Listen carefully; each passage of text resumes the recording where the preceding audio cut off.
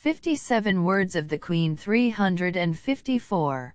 My daughter, although thou hast only very briefly summed up my lengthy battle against temptations, I wish that from what thou hast written and from what thou knowest otherwise concerning these things, thou learn the manner of resisting and overcoming the powers of hell. The surest way of fighting the demon is to despise him, looking upon him as the enemy of the Most High, who has lost all fear of God and all hope of good, who in his stubbornness has deprived himself of all means of recovery and is without sorrow for his wickedness. Relying on this indubitable truth, thou shouldst show thyself far superior to him, exalted and unflinching in thy thoughts, and treat him as a contemner of the honor and worship of his God. Knowing that thou art defending so just a cause, do not let thy courage sink, but resist and counteract him with great strength and valor in all his attempts, as if thou wert fighting at the side of the Lord himself. For there is no doubt that His Majesty assists all those that enter loyally into his battles. Thou art truly in good hope and in the way of eternal life glory, as long as thou laborest faithfully for thy Lord and God. 355 Remember then, that the demons detest and abominate that which thou desirest and lovest, namely the honor of God and thy eternal felicity, and that they are striving to deprive thee of that which they cannot restore to themselves.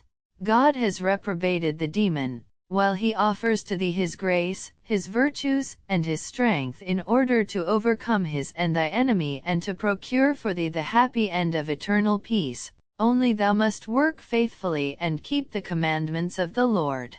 The arrogance of the dragon is great, is 16:6, yet his weakness is greater, and he does not represent more than a weak atom in the face of the divine power.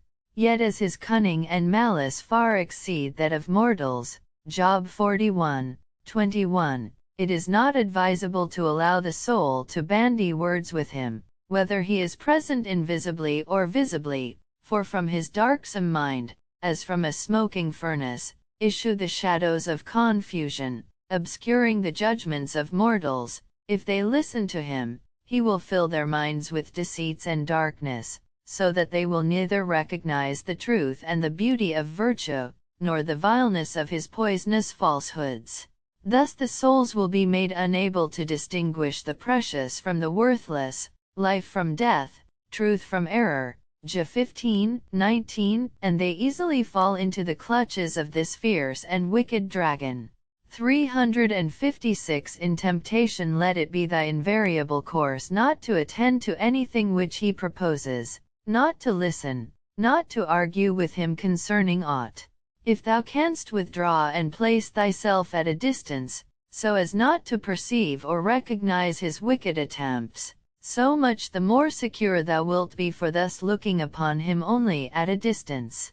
The demon always seeks to prepare the way for his deceits, especially in souls which he fears will resist his entrance unless he can thus facilitate his approach. He is accustomed to begin by causing sorrow or dejection of heart, or he makes use of other trickery or snares, by which he diverts or withdraws the soul from the love of the Lord. Then he comes with his poison, concealed in the golden cup in order to diminish the horror of the soul. As soon as thou noticest in thyself any of these signs, or thou hast thy experience, obedience, and instructions for a guide, I wish that with the wings of the dove thou direct thy flight to the high refuge of the Almighty. PS 54:7, calling upon him for aid and proffering the merits of my most holy Son. To me also shouldst thou fly for protection, as I am thy mother and teacher, and to thy devoted angels, and to all the rest of thy advocates in the Lord. Quickly close up thy senses and consider thyself as dead to them, or as a soul already belonging to the other life, whither the jurisdiction and the exacting tyranny of the serpent does not reach. Occupy thyself so much the more earnestly in the exercise of the virtue contrary to the vice to which he tempts thee, and especially in acts of faith, hope and love, which dispel cowardice and doubt, and weaken the influence of discouragement and fear in the human heart. 357 The arguments for overcoming Lucifer thou must seek in God alone, and do not disclose them to your enemy, lest he meet thee with fallacies and confusing pretense. Besides knowing it to be dangerous, esteem it as unworthy of thee to argue with him openly, or to pay particular attention to him, who is not only the enemy of thy beloved but also of thee. Show thyself superior to him and high-mindedly apply thyself to the practice of all virtues. Be content with this treasure and withdraw thyself, for the most skillful battle of the sons of God consists in flying farthest from evil. The devil is proud and is deeply hurt by contempt. In the presumption of his arrogance and vanity he desires above all the attention of men. On this account he is so persistent in pursuing us step by step, for in his deceitfulness he cannot rely upon the force of truth, but on his persistent counterfeiting of the good and the true. As long as this slave of wickedness is not despised, he never believes himself discovered, and he continues, like an importunate fly, to buzz about the spot tainted by the greatest corruption. 358 Not less warily must thou conduct thyself, when thy enemy makes use of other creatures for thy destruction. This he does in two ways, either leading them on to immoderate love, or to undue dislike or hatred. As soon as thou noticest a disorderly affection in those with whom thou conversest, observe the same precaution as in flying from the demon, yet with this difference, that while thou hatest him as thy enemy, thou consider the others as God's creatures to whom thou must not deny the consideration due to them on account of his majesty, but in as far as withdrawing from them is concerned, act as if they were thy enemies, for in regard to the service, which the Lord requires of thee, and in regard to thy present condition, it is the devil who operates in these persons towards separating thee from thy God and from thy duty. If on the other hand they hate and persecute thee, answer them with meekness and love, praying for them with intimate affection of thy heart. Matt 5:44.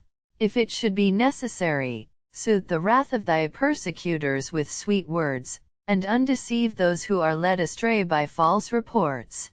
Do this not in order to excuse thyself, but in order to pacify thy brothers and for their inward and outward peace. Thus thou wilt at one and the same time conquer thyself and those who hate thee. In order to be well practiced in this way of acting, it is necessary to cut off the very roots of the capital sins, to tear them out, and to die to the movements of the appetites. For in these appetites the 7 capital vices to which the devil leads man, are rooted, and in these disorderly and undisciplined passions he sows the germs of the 7 sins.